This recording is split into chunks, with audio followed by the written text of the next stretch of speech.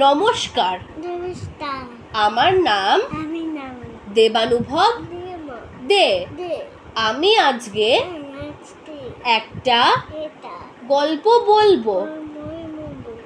একটা চতুর কাক ছিল, তার নাম চিন্টু।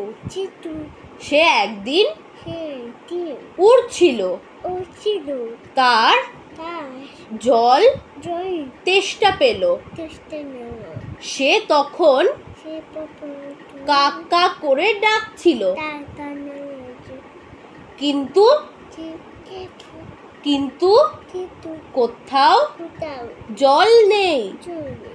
তখন হঠাৎ সে একটা কলসি দেখতে পেল, কিন্তু কলসিতে জল অনেক নিচে ছিল।